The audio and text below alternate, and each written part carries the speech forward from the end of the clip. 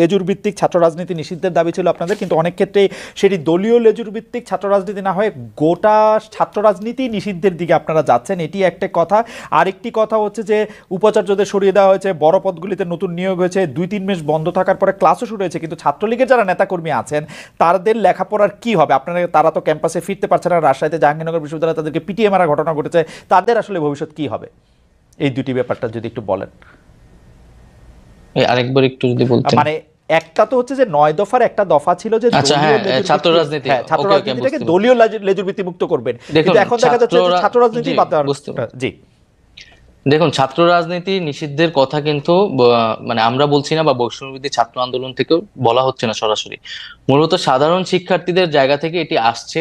এটি আসছে কেন, এটাও আমাদের একটু বুঝতে হবে যে আমাদের কিন্তু শিক্ষার্থীদের একটা দীর্ঘদিনের ট্রমা রয়েছে, যে একটা ক্ষমতায় সরকার যায় এবং তার ছাত্র সংগঠন সেখানে ক্ষমতা চর্চা করে, দখলদারিত্ব করে এবং শিক্ষার্থীদের উপর নির্যাতন করে। এখন সামনের আমরা এখানে এখন না হলে অন্তর্বর্তীকালীন সরকার, কিন্তু সামনে যদি একটা রাজনৈতিক দল ক্ষমতায় আসে, তার ছাত্র সংগঠন যে একই কাজ করবে না সেই নিশ্চয়তাটা শিক্ষার্থীরা চাচ্ছে, এবং সেই ট্রমা থেকে কিন্তু সারা এই কথাটা বলছে। কিন্তু আমরা মনে করি যে এটি কোনো সমাধান নয়, ছাত্র রাজনীতি অবশ্যই থাকতে হবে।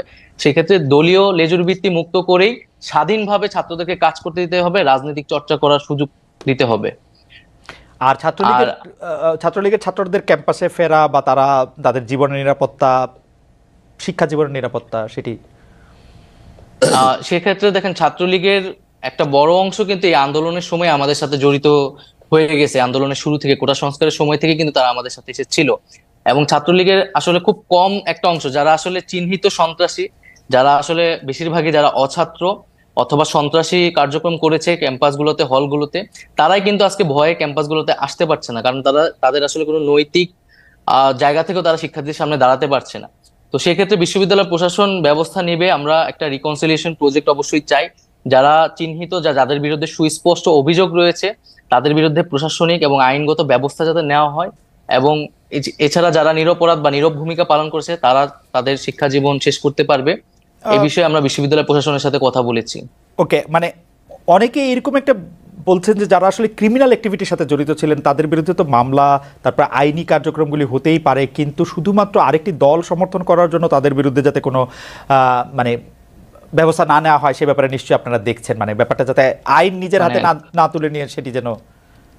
খালেদ ভাই, আমি জাস্ট একটা কথা বলতেছি যে আমরা কিন্তু আর আগের পরিস্থিতিতে নাই যে অমুক দল সমর্থন করে। এটা কিন্তু ছাত্রদল শিবিরের মতো বিষয় না যে ছাত্রদল করে দেখে তাকে ক্যাম্পাসে ঢুকতে দেওয়া নেই, এখন ছাত্রলীগ করে বলে তাকে ক্যাম্পাসে ঢুকতে দেওয়া হবে না। একটা গণহত্যা হয়েছে এবং এইখানে কত কত শিক্ষার্থীদের উপর হত্যা করা হয়েছে, এটার বিচার না হওয়া পর্যন্ত তারা যদি তাদের সাথে এই ঘটনার সাথে জড়িত থাকে, এবং ক্যাম্পাসগুলোতে আপনি দেখেছেন 15 তারিখ কিভাবে আমাদের নারী শিক্ষার্থীদের উপর হামলা, বর্বরোচিত হামলা করা হয়েছে। তো সেই হামলাগুলোর বিচার, যারা এটার সাথে জড়িত ছিল তাদের বিরুদ্ধে অবশ্যই প্রশাসনিকভাবে এবং আইনগতভাবে ব্যবস্থা নেওয়া হবে। এবং এছাড়াও আমরা বলেছি যে গত 16 বছর ধরে যারা ক্যাম্পাসগুলোতে এই ধরনের হামলা নিপীড়ন করেছে, এবং প্রচুর অভিযোগ কিন্তু প্রক্টর অফিসে এখনো জমা আছে, যেটার কোনো ব্যবস্থা নেওয়া হয় নাই। তাদের বিরুদ্ধেও আইনি ব্যবস্থা নেওয়ার ক্ষেত্রে আমার মনে হয় যে এটাতে দ্বিমত পোষণ করার কোনো কাজ দরকার নাই, সুযোগ নাই, কারণ এগুলির বিচার হতেই হবে। ছাত্রলীগ গত 16 বছরে যত কিছু ছাত্রছাত্রী নির্বিশেষে যে নিপীড়ন চালিয়েছে তার বিচার আসলে অবশ্যই হতে হবে। আমাদের শুধু কথা ছিল যে সেটি যেন আইনি প্রক্রিয়ার মাধ্যমে হয়। শুধুমাত্র আপনি এটি পরিষ্কার করলেন যে শুধুমাত্র ছাত্রলীগ, ছাত্র শিবির, ছাত্র দল বলেই তাকে ক্যাম্পাসে ঢুকতে দেওয়া হবে না, এরকম কোনো কিছুর ব্যাপারে আপনার সিদ্ধান্ত নেন। আপনাকে ধন্যবাদ। আমি একটু এনিভাইয়ের কাছে যেতে চাই। এনিভাই, আপনি জানেন যে দলের মাননীয় মহাসচিব, মানে বাংলাদেশ জাতীয়তাবাদী দলের মাননীয় মহাসচিব পরিষ্কার বলেছেন যে ছাত্র রাজনীতি বন্ধের বিরোধিতা করেছেন। যেটি ছাত্র রাজনীতি বন্ধ হিসাবে আপনি এটি দেখছেন, সেটি আপনি আসলে কীভাবে দেখেন? বৈষম্য বিরোধী ছাত্র আন্দোলনের যে স্পিরিট ছিল, যে দলীয় লেজুর যারা করছেন সেই সব থেকে ছাত্র রাজনীতিকে মুক্ত করা, তার সাথে আপনি স্পিরিটের দিক দিয়ে একমত কিনা? 2 হচ্ছে, আপনারা যখন ঢাকা বিশ্ববিদ্যালয়ের নেতৃত্বে, ছাত্র রাজনীতির নেতৃত্বে দিচ্ছেন, আপনি আসলে আমারও নেতা ছিলেন, কারণ আপনি ঢাকা বিশ্ববিদ্যালয়ের ছাত্র তখন আপনার সংগঠন থেকে আপনি সবচেয়ে বড় পজিশনে আপনি ছিলেন, সেই হিসাবে আমাদের সবার সাথেই আপনাদের দেখা হয়েছে। তখন আপনারা ছাত্র শিবির ও ছাত্র সমাজের কার্যক্রম আপনারা ঢাকা বিশ্ববিদ্যালয়ে করতে দেন নাই, আপনারা বন্ধ করেছেন। এখন যে ঢাকা বিশ্ববিদ্যালয় ছাত্র শিবিরদের যে নেতাদের নামই বলা যায়, সবার আগে জেনেছেন, সবার আগে বসেছেন নবনিযুক্ত ভিসি তাদের সাথে কথা বলছেন, তো সেটাকে আপনারা আসলে কিভাবে দেখেন? দুটি প্রশ্ন, একটি প্রশ্ন হচ্ছে যে বৈষম্য বিরোধী ছাত্র আন্দোলনের যে স্পিরিট ছাত্র রাজনীতি সম্পর্কে, তার থেকে আপনার স্পিরিট আলাদা কিনা? দুই হচ্ছে শিবির আর ছাত্র সমাজ প্রকাশ্যে এসে সভাপতি ভিসিদের বৈঠক করা, সেটিকে আপনারা কিভাবে দেখছেন?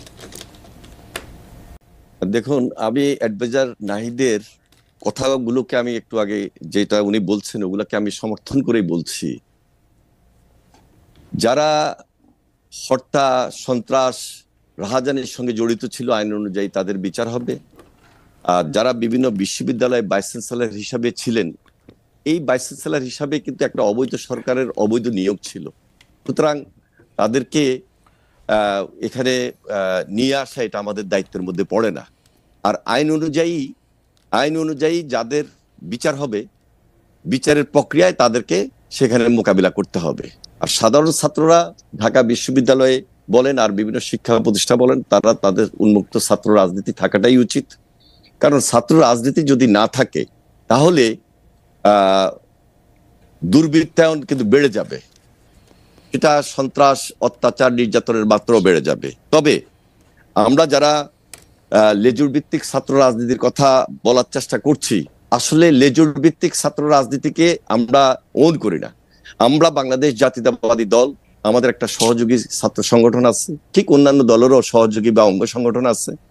তারা তাদের রাজনীতি অবশ্যই করা উচিত,